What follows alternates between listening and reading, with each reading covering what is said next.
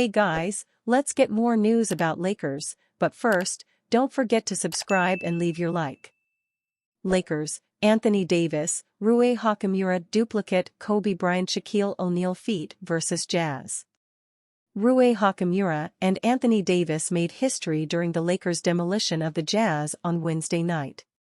On Wednesday night, LeBron James decided to sit out the Los Angeles Lakers game against the Utah Jazz. This game was the second of a back-to-back set. It was on Valentine's Day, and it was the Lakers' final game before the All-Star break, so James got a head start on his mini-vacation. James' absence opened up a huge opportunity for Rui Hachimura to support Anthony Davis, and boy, did Hachimura deliver in a major way. Davis, as expected, became the Lakers' primary source of offense with James out. The nine-time All-Star poured in 37 points and 15 rebounds to lead the Purple and Gold in scoring in a 138-122 victory over the Jazz. But in an epic turn of events, Hachimura nearly matched AD stride for stride, with the 26-year-old dropping a career-high 36 points on 13-19 shooting from the field. The joint elite scoring efforts from Anthony Davis and Rui Hachimura marked a historic occasion in Lakers franchise history.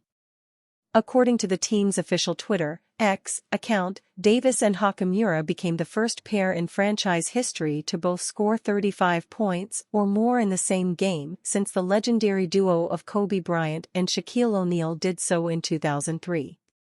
It's hard to fathom that the last time a pair of Lakers scored 35+ in the same game happened way back on April 13, 2003, when Bryant and O'Neal each scored 36 points in a 2-point loss against the Portland Trail Blazers, but that is indeed the reality. When thinking about teammates who could have done it since, one would think that Kobe Bryant and Pau Gasol were able to replicate the feat, and, in recent times, LeBron James would be able to do it alongside Anthony Davis. But for Rui Hachimura, who didn't start for the Lakers until recently, to be the part of the duo that breaks the 35-point duo drought is nothing short of phenomenal. The Lakers appear to have found a new lease in life after elevating Hachimura into the starting lineup, and now, they are inching their way atop the standings just in time for the stretch run as they head into the final 26 games of the regular season. Austin Reaves, Lakers confident in roster they have. The Los Angeles Lakers went through the trade deadline without making any moves. The front office felt the price was too high for deals that may have been marginal upgrades at best and thus chose to stay pat. Now the pressure will be on the likes of Austin Reaves, D'Angelo Russell and Rui Hachimura to step up and provide the support that Anthony Davis and LeBron James need. The rumors of potential trades were everywhere leading up to the deadline, with many Lakers players seeing their names as possibilities to be dealt away. Throughout that time, however, Lakers players and coaches continued to say that they believed in the roster assembled, and that remains the case now that they're on the other side. Austin Reaves recently spoke on this, saying nothing has changed within the locker room and that the Lakers are confident in this team. "It's great. It's basically been the same thing all year," Reaves said of the Lakers' locker room after the deadline. "The vibe has been good. Now, just knowing that this is what we got, maybe add a piece still from the guys that aren't on a contract right now got bought out. But like I said, this is what we have.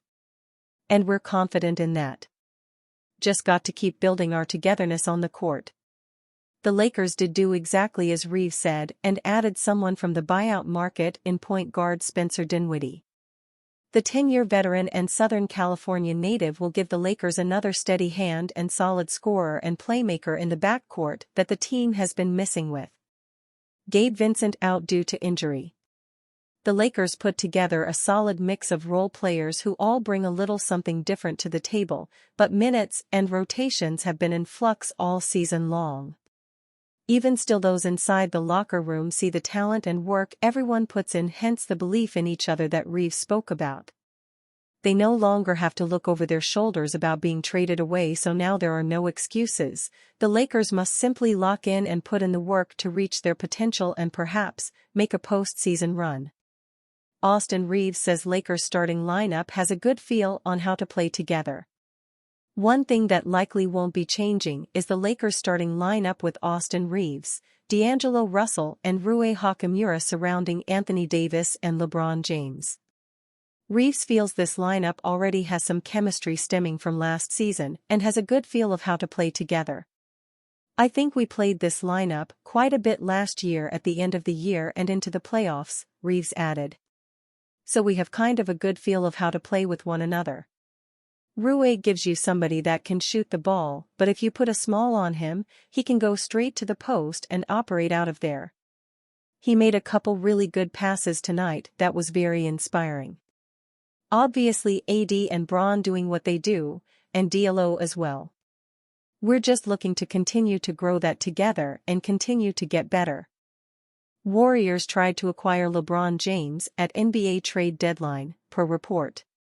In one of the most shocking what-if scenarios at the NBA trade deadline, the Golden State Warriors tried to acquire Los Angeles Lakers star LeBron James last Thursday, as first reported by ESPN's Adrian Wojnarowski and Ramona Shelburne.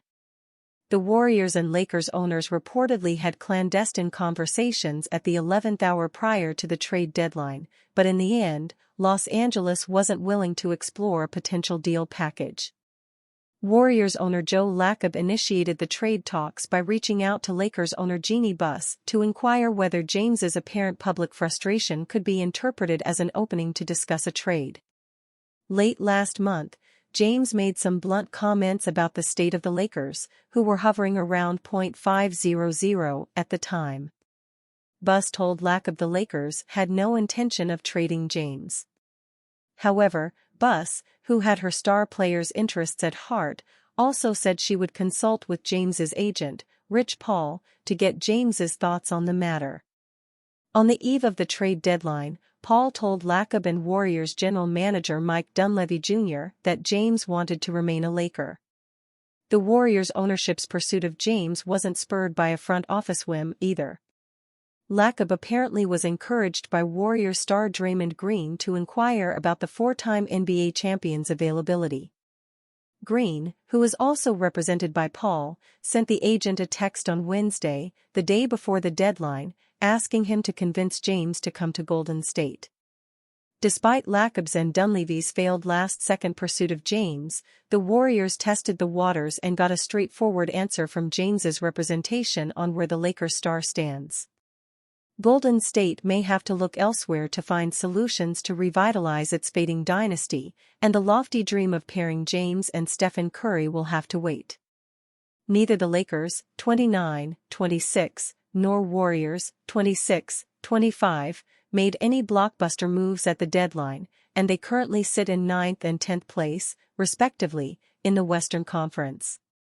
James, who signed a 2-year, $97.1 million contract extension in 2022 and has a $51.4 million player option for the 2024-25 season, is expected to return to the Lakers in the offseason. And you, fan, what do you think of the situation about LeBron James? Leave your opinion in the comments.